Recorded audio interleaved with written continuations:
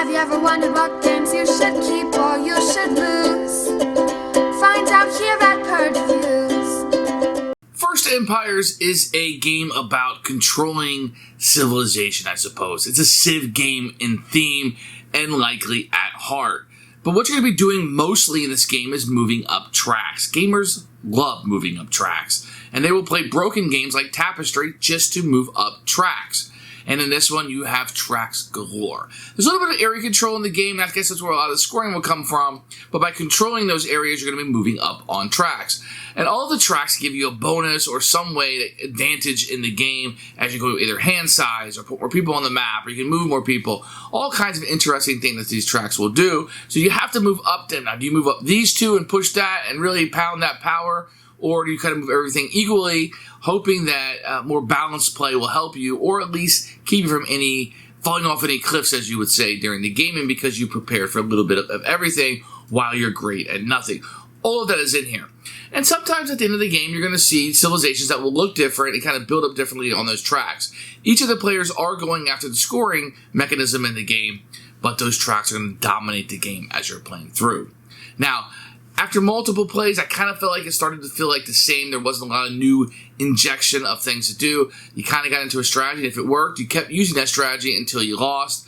I don't say that's a negative of the game, but this might be a game that you want to spread out plays more than playing it back to back. The game looks gorgeous. I like the look of it, the colors, etc. I felt like the presentation of it is really, really good and really drew us in.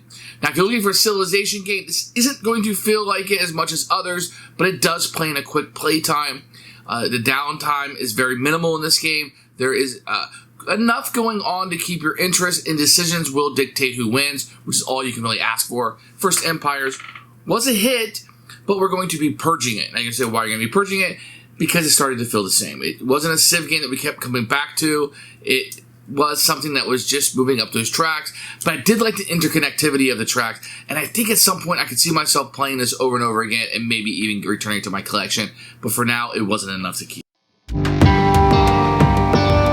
Here is First Empires by Sandcastle Games. I think it's a very attractive cover. It shows you the different civilizations, but don't worry, none of that is in this game. You're going to have these different player boards which show different civilizations, but they are different. So they are a little bit different. As you can see here, I'll just show you the orange ones. You got 17, 15, 9, 11.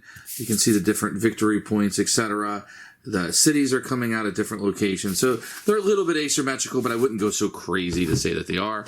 You're going to have a map here, and you will get a double-sided map based on the players or the way you want the map to look, which is kind of cool. So different ways that you can play. You're going to have the dice. These are really nice custom dice that you're going to be able to get in here. A first player marker. And you can see a little tuck box for each of these. It opens up like this, and you have all your people and your meeples and your tokens and your cards, everything inside. So this is a very nice touch to this game and really kind of elevates the components and the way you're able to have things in here. So you can see it all has a little spot that it fits into. These are supposed to sit right here. As you go in, you have your first player marker there. So everything kind of has a spot that it will sit inside of the box. Very good job. Excellent. You're going to get a rule book. You can see a picture of the front cover. You're going to get the contents over here, which is fantastic, and a picture of setup. This should be in every single rulebook, and they do a really good job. You're going to have an overview and then a turn sequence. Because the game's not very complicated, they're able to break it down all inside the turn sequence, which is really good. This blocked out spots are for examples, and this is all after the end of the game, end of the turn rather. And then you're going to have end of game and scoring at the back with another example. Very good rulebook. The rules are fairly simple, which help out this rulebook. They did a very good job on it. You probably need 10-15 minutes to read through this, and you'll be up and running. So each player is going to have their little board. You have your map up. They'll have your little deck of cards that you're going to have here. You're going to have your cities, which will go up here at the top. And you're going to have your little board as you go through, and your meeples and your little blocks. And you'll be able to start out at the bottom because your civilization has not been built up yet. Each player will draw cards, as you can see on the green track here. So you draw a card from this, and it gives you a little bit of scoring, and all of these will be giving you scoring.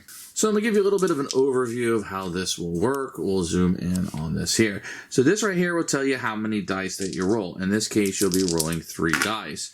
That's fine. You're going to have different icons that will come up. Then you'll look here. This is how many re-rolls that you have. So kind of like Yahtzee, you can pick up these dice and you can re-roll them based up. If you were up here on the track, then I would get up to 3 re-rolls. Now, at the beginning of the game, this one right here will tell you that you would have 3 people that you'd be able to take out on the board. And you would simply find your place on the board, your starting location, and you would have people there. And that will be the setup. Now, the purple one will tell you that you can move 2 people into different locations. So I'd be able to take 2 of my people and just move them into adjacent locations that you can see there. The ocean counts as a location, but you cannot stop there as you're going through. If you have any swords, you can use these to help conquer the other areas. If somebody else is there, you just have to have the majority to kick them out. Then they would move to an adjacent location.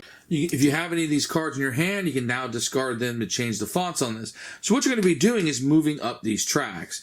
And the way you're going to move up these tracks, I'll kind of set it right here, is you're going to be able to spend a die to move up, but you have to be in that location with area control. So I can move up on the yellow one over here. I'll move up on the yellow track. I also have, say I had a purple one. I could move up since I have control of this. I can move up on the purple one. This will give me victory points. When you get to these locations, you can put these cities out. And if you control them at the end of the game, you're going to get the victory points listed on them. And this will be how many cards that you draw at the end of the turn and how many people will be out on the map as you populate it. So as you're controlling areas, you're moving up these tracks, they'll be giving you victory points. They're going to give you dice roll, re-rolls, movement, cards, meeples that you'll be putting out on the board. All these things will interconnect activity into the board of controlling the areas and hopefully gaining more victory points. That's a quick overview of how you play the game, but remember it's all about rolling the dice and how many re-rolls and getting the little icons that you need to push these tracks up to get more victory points.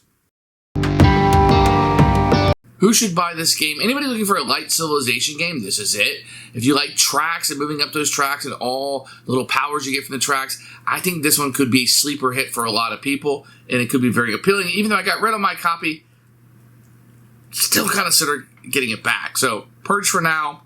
We'll see what happens in the future.